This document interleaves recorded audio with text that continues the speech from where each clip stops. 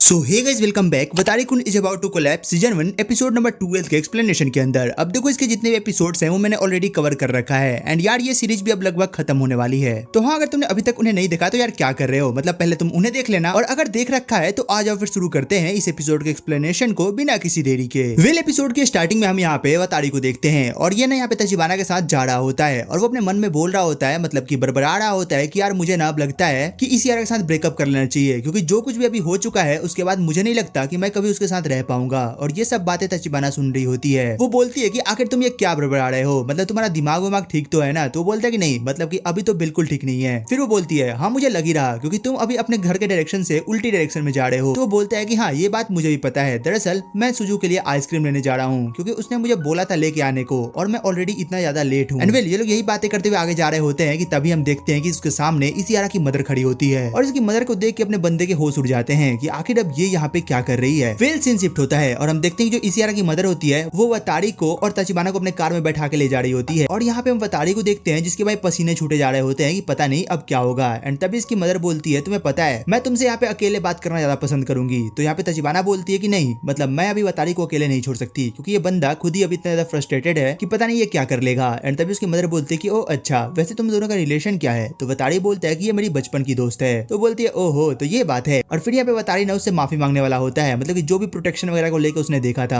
तो इसियारा की मॉम बोलती है नहीं, इसमें तुम्हारी गलती नहीं है, मुझे पता है कि वो जो भी चीज था वो तुमने नहीं बल्कि इसियारा ने खरीद के लाया था और तुम तो बस वहाँ पे इसियारा को बचाने की कोशिश कर रहे थे। तो मुझे पता है कि तुम एक अच्छे लड़के हो और मैं तुमसे बिल्कुल भी यहाँ पे गुस्सा नहीं हूँ। एंड फिर यहाँ पे अपना बंदा सोचता है कि चलो अब लगता है कि सब कुछ सही हो चुका है। एंड तभी इसकी मदर जो होती है वो इसको बोलती है मुझे लगता है कि भले ही तुम एक अच्छे लड़के हो बट मैं चाहूंगी कि तुम इसियारा से ब्रेकअप कर लो, मतलब कि अभी के लिए। और ये सुनकर अपना बंदा थोड़ा सा शॉक्ड होता है। वो बोलता है कि ये क्या बात हुई। तो बोलती है हाँ बिल्कुल, जब तक तुम लोग बड़े नहीं हो जाते तब तक तुम लोग यहाँ पे एक साथ नहीं रह सकते, क्योंकि तुम्हें पता है कि मैं उसकी मदर हूँ और मैं ऐसा होते हुए बिल्कुल नहीं देख सकती। और फिर वो बताती है कि देखो सेक्स अच्छी चीज है, मतलब भाई वो ऐसा बोलती है एंड वो काफी सारा ज्ञान उसे देती है। और फिर वो ये भी बोलती है कि देखो अगर ये सारी चीजें एक टाइम पे हो ना तो ही अच्छी लगती है। एंड वेल इतना सब सुनने के बाद अपना बंदा समझ जाता है कि आखिर ये बंदी यहाँ पे कहना क्या चाहती है। एंड वेल इतना सब कहने के बाद जो इसियारा की मदर होती है वो बोलती है मैं बस चाहूंगी कि तुम आज से इसियारा से मिलना बंद कर दो। एंड वेल इसके बाद सीन शिफ्ट होता है और हम देखते हैं कि जो इसकी मदर होती है ना वो इन दोनों को तचिबाना के घर के पास ड्रॉप कर देती है। और तचिबाना बोलती है कि अरे यार मैं तो बिल्कुल बच्चों जैसे वहाँ पे सो गई थी। फिर यहाँ पे वतारी बोलता है मुझे एक बात समझ नहीं आई, तुम दूसरे किसी की कार में इतने आराम से कैसे सो सकती हो। तो बोलती है पता नहीं, बस मुझे नींद लग गई थी। जिसके बाद अपना बंदा बोलता है कि चलो ठीक है मैं अपने घर की तरफ जा रहा हूँ। तो यहाँ पे तचिबाना बोलती है तुम्हें पता भी है कितनी रात हो गई है, तो तुम यहीं पे क्यों नहीं रुक जाते। तो बोलता है नहीं बिल्कुल नहीं, सुजू मेरा वेट कर रही होगी। और वो फिर यहाँ पे तचिबाना को थैंक्स बोलता है और यहाँ से निकल जाता है। और जैसे ही वो घर जाता है भाई इसकी छोटी बहन तो इस पे चिल्ला रही होती है, मतलब वो ये बोल रही होती है कि तुम्हारी हिम्मत कैसे इतना लेट आने की, तुम्हारे चक्कर में मेरी दोस्त यहाँ पे आके चली भी गई और हमने पढ़ाई भी नहीं करी और तुम अब आ रहे हो। एंड तभी अपना बंदा उसे एक आइसक्रीम का डब्बा पकड़ाता है और भाई ये बंदी तुरंत ही शांत हो जाती है और फिर बोलती है ऐसा मत समझो कि मैं तुमसे गुस्सा नहीं हूँ, मतलब मैं तुमसे अभी भी गुस्सा हूँ, मैं तुम्हें हेट करती हूँ। और फिर वो उसे गले से लगाता है और बोलता है देखो मुझे पता है कि मैंने गलती करी है बट मैं तुमसे बहुत प्यार करता हूँ। और इतना कहने के बाद सुजू को समझ आता है कि भाई ये बंदा ना कुछ ज्यादा ही अभी डिप्रेस्ड है। फिर वो उसे थोड़ा चीयर अप करने की ट्राई करती है और बोलती है चलो कोई नहीं, अब तुम आ ही गए हो तो चलो हम जल्दी चल के खाना खाते हैं। एंड वेल इसके बाद सीन शिफ्ट होता है और हम देखते हैं कि यहाँ पे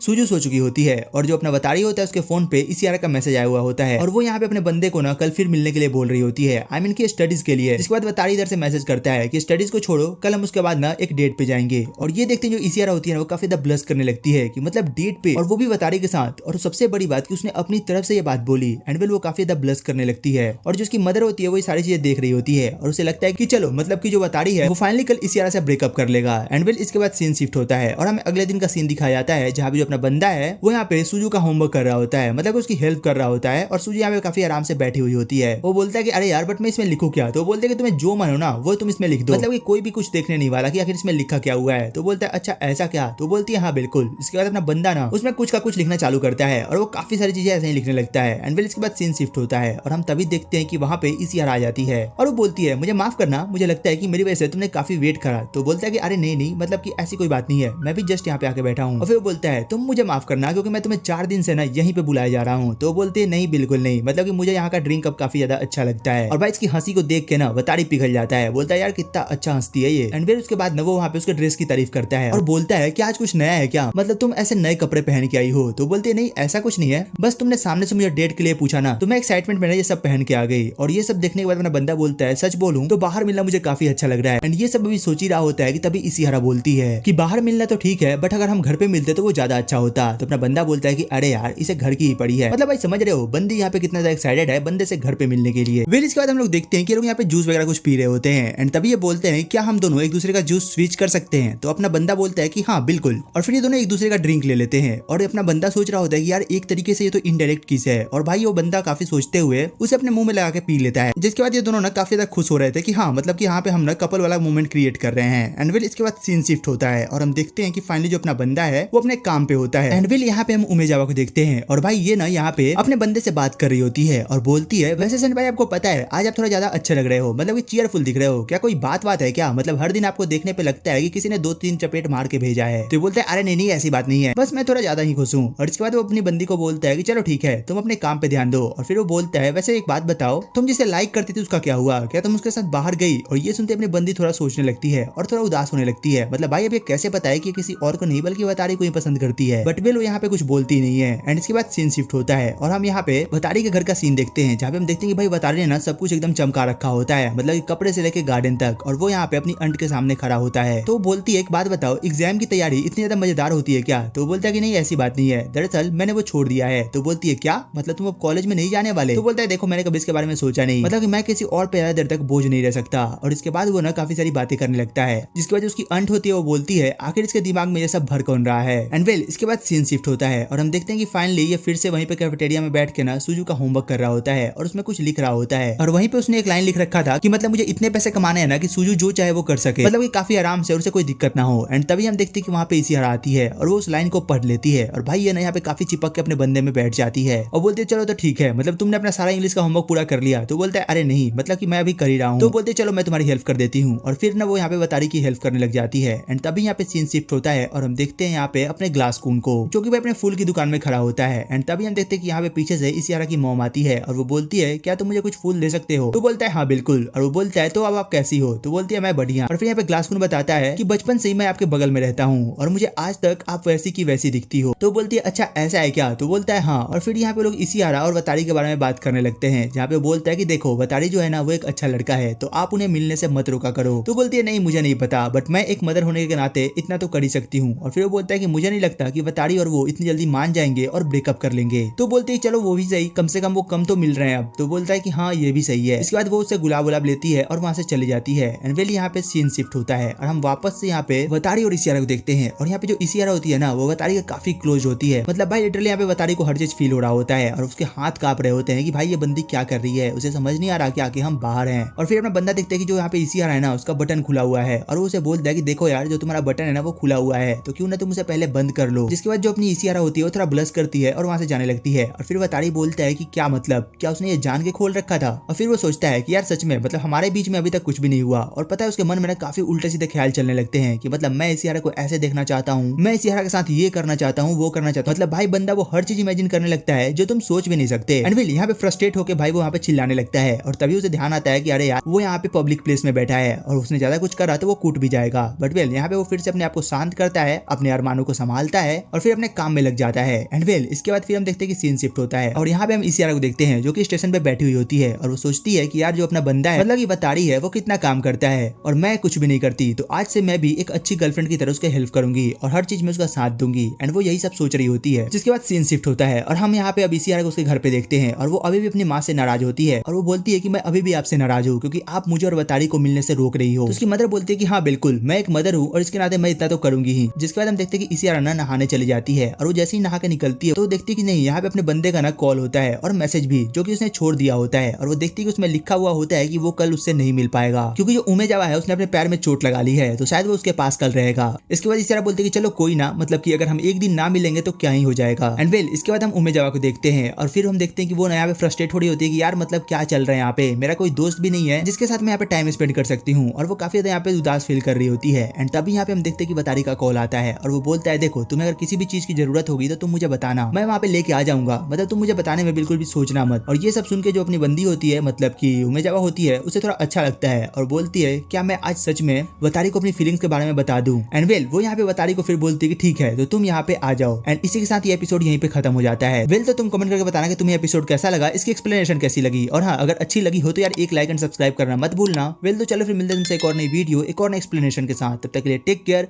गुड बाय।